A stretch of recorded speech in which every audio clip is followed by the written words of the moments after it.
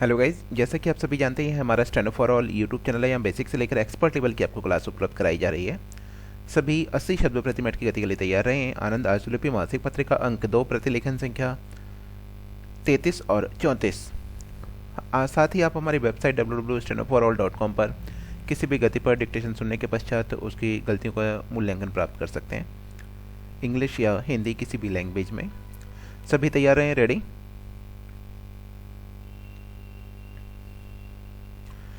यह हमेशा होता है कि आदमी अभाव और परेशानियों के तत्काल और तुरंत हल ढूंढने में लगे रहते हैं। इसका परिणाम होता है कि जिस पीढ़ी ने हल खोजा है वह उन्हीं की समस्याएं हल करता है और आने वाली पीढ़ी पुनः नई समस्याओं और उनके हल में उलझकर रह जाती है। ईंधन की कमी का भी यही हाल है। इस समस्या के लिए भी फिलहाल वाला हल ढूंढा गया।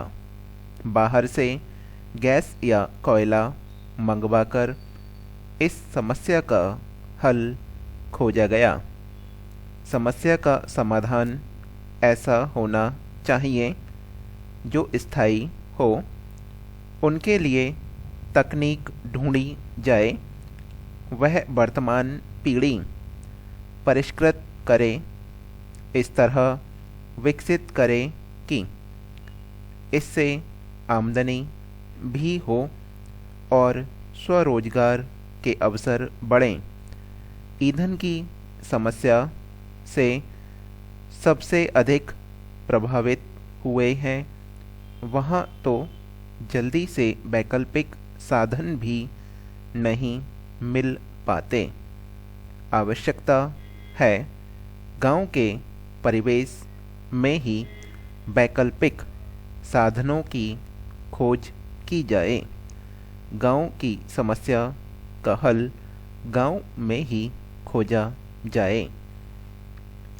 उद्घाटन सम्मेलन की अध्यक्षता करते हुए केरल विश्वविद्यालय के कुलपति ने कहा कि यदि कहीं कहीं हिंदी विरोध के नाम पर केवल द्विभाषा सूत्र अपनाया जा रहा है तो उसका मुख्य कारण कुछ हिंदी भाषियों की कट्टरवादिता है। हिंदी पर अधिकार पाना दक्षिण जनता के लिए एक भौगोलिक आवश्यकता है।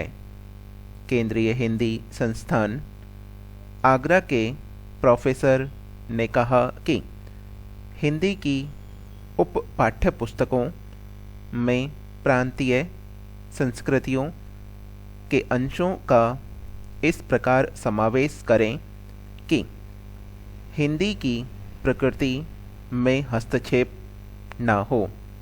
केरल हिंदी प्रचार सभा के मंत्री एवं अखिल भारतीय हिंदी संस्थान संघ के सचिव के कुशल निर्देशकत्व में कार्यशाला अत्यंत सफलतापूर्वक संपन्न हुई। बायोमास को कोयले में बदलने की साधारण तकनीक है।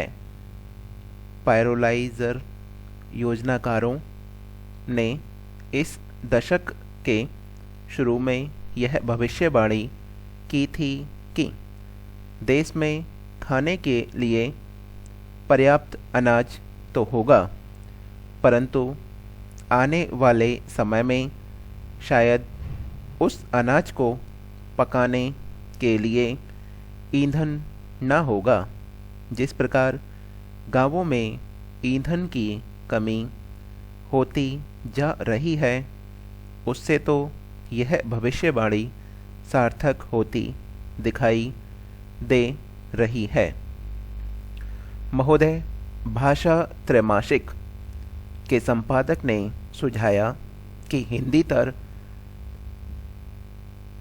भाषा भाषी हिंदी छात्र अपनी अपनी मातृभाषा की उत्तम रचनाओं का अनुवाद हिंदी में करें।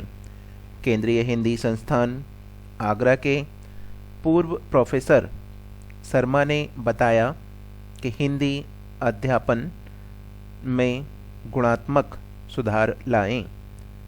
डॉक्टर अंबेडकर फाउंडेशन के अध्यक्ष ने कहा कि भारतीय भाषाओं में विविध विषयों पर विश्वकोशों का निर्माण तुरंत किया जाना चाहिए। कार्यशाला का उद्घाटन केरल सरकार के संस्कृति मंत्री ने किया था। उन्होंने कहा कि अपेक्षित राजनीतिक इच्छा के अभाव के कारण ही हिंदी क्षेत्र में त्रिभाषा सूत्र का सही कार्यान्वयन नहीं हो पा रहा है। इस विषय में जो उपेक्षा की भावना पाई जाती है उसे दूर करना ही होगा। देश की भावात्मक एकता को सुदृढ़ करने के लिए यह अत्यंत आवश्यक है।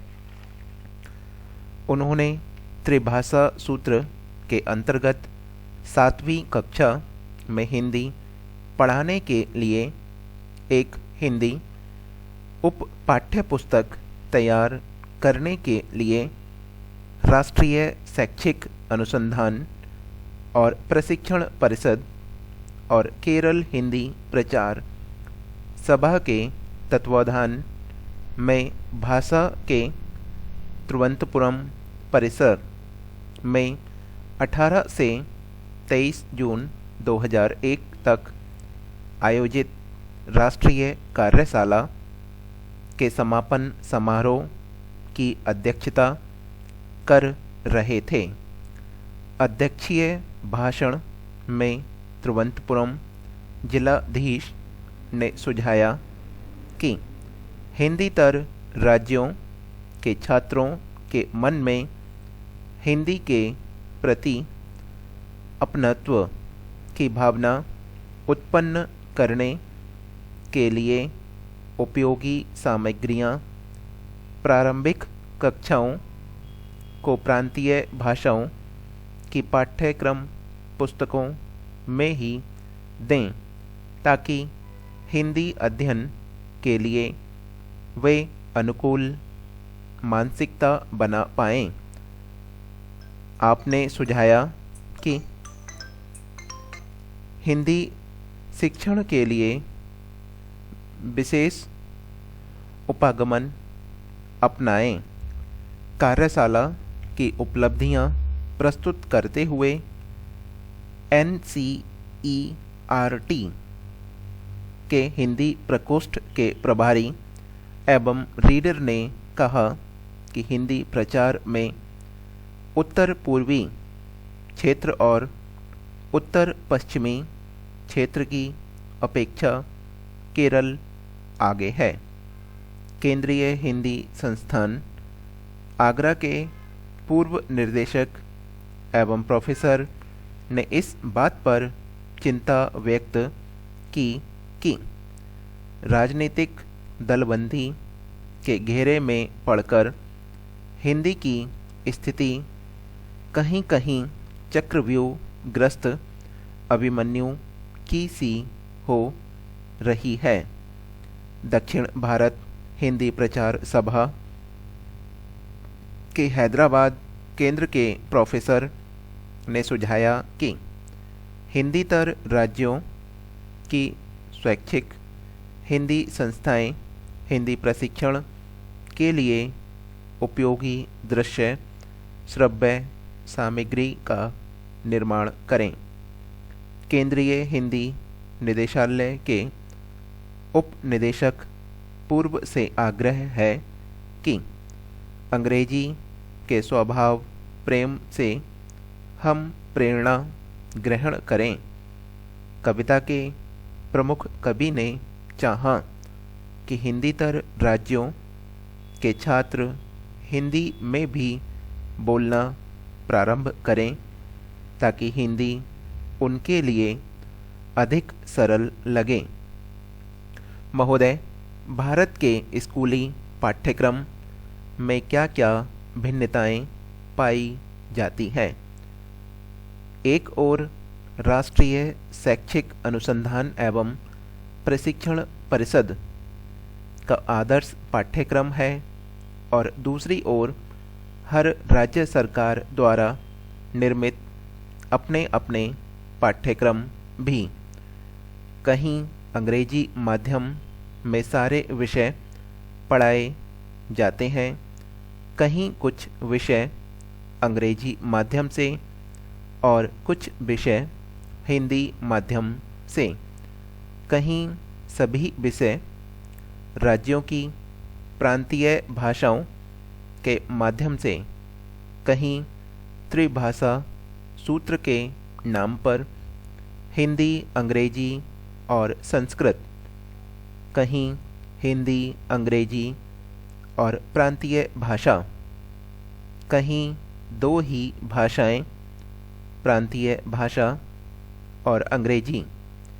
केरल के शिक्षा मंत्री ने इस भिन्न स्तरीयता को देश की भावात्मक एकता के लिए बाधक बताया और कहा कि हर राज्य में राष्ट्रीय शिक्षा नीति का सही अनुपालन सुनिश्चित कराने के लिए यदि आवश्यक हो तो विधायन भी किया जाए।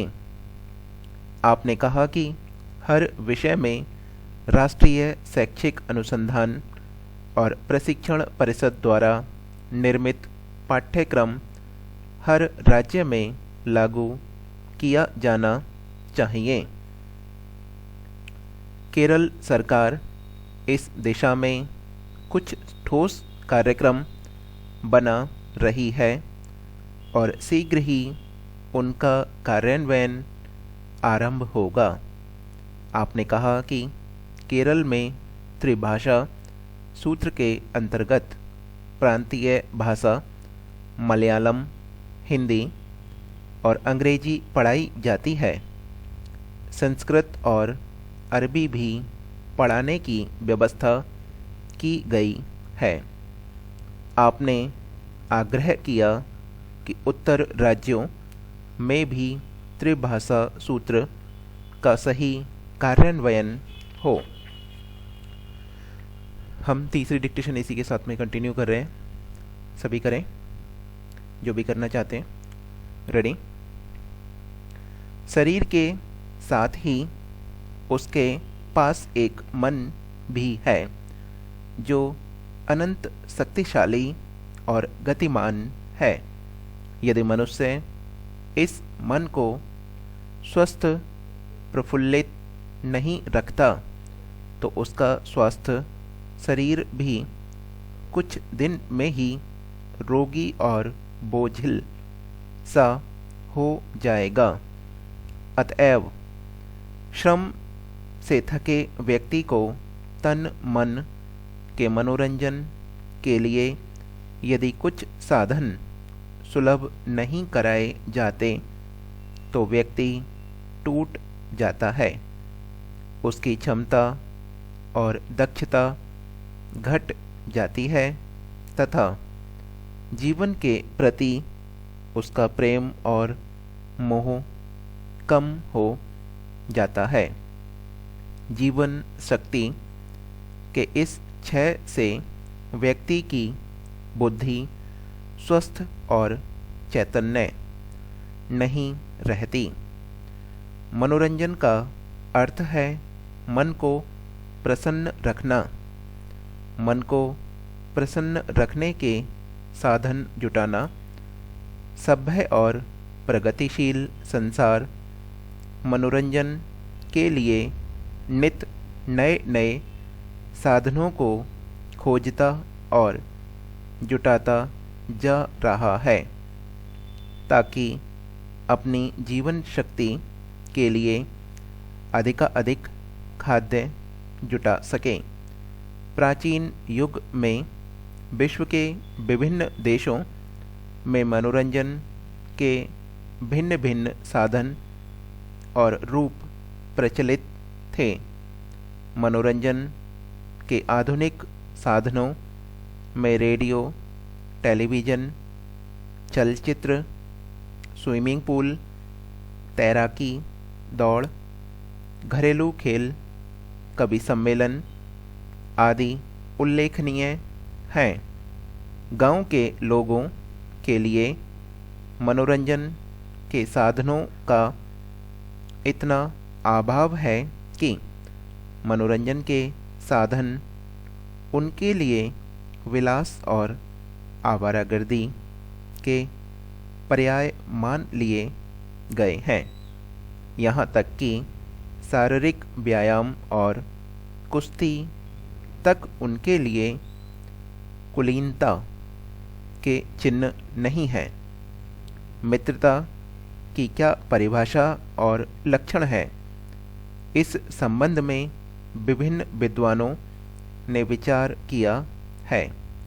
श्रीमती महादेवी वर्मा ने लिखा है, समानता के धरातल पर सुख दुख का मुक्त आदान प्रदान ही मित्रता की सही परिभाषा है।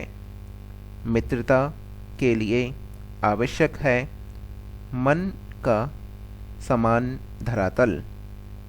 आवश्यकता नहीं कि हमारा मित्र सामाजिक, आर्थिक, जातिगत और शैक्षिक दृष्टि से हमारे बराबर हो, किंतु हमें परस्पर व्यवहार करते समय एक ही व्यवहार भूमि पर आना होगा।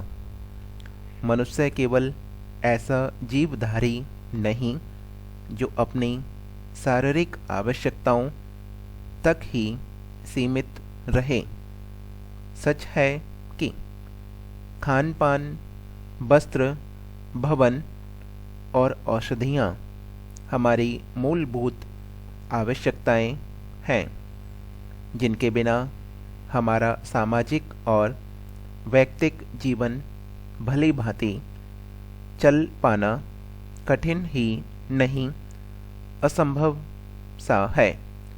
जीवन के लिए और विशेषकर उन्नत सामाजिक जीवन के लिए हमें आधुनिक जीवन साधनों की आवश्यकता है।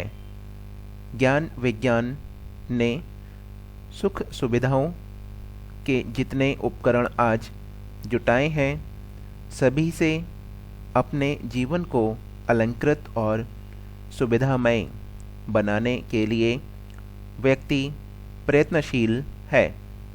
वह चाहता है कि वह खूब पढ़े लिखे, अपने उद्योग व्यवसाय में परिश्रम करे तथा अपने आर्थिक और भौतिक जीवन को उन्नत करके अपने और परिवार के लिए अधिकाधिक सुविधाएं जुटाएं। ये हमारा 3 डिक्टेशन कंप्लीट हो चुके हैं, जिसमें पहले 2 डिक्टेशनों में किताब के आधार पर 1000 शब्द थे और उसके बाद में दूसरी डिक्टेशन में भी करीब 409 शब्द दिए गए हैं। तो जितना अधिक से अधिक आप लिखने का प्रयास करेंगे उतना अच्छा रहेगा। अगर आप एक बार में नहीं कर पा रहे तो बाद में ऑनलाइन के बाद में ऑफलाइन भी कर सकते हैं।